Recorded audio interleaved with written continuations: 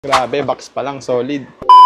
Another day, another shoes to unbox. Not one, but two. Isa lang muna, unahin natin. Let's see, let's see. Bali yung isang pair, next video na natin bubuksan yun, okay? AR2 HBK or yung AR2 Hillbilly Kobe. Grabe, box pa lang, solid. Look, look, look.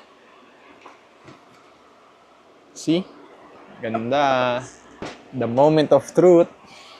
Sabay-sabay tayo. 3, 2, 1. Wow. Let me check. Ang bango. Grabe tong colorway na to ha. Lucky color. Brown. Quick look. Yan. Solid. Figurer, mag-release pa kayo ng more colorway nito. Ganda, legit. Tignan nyo naman gaano kaganda yan.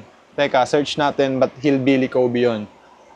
Hillbilly Kobe is a nickname given to NBA player Austin Reeves, referring to his rural Arkansas upbringing and his admiration for Kobe Bryant.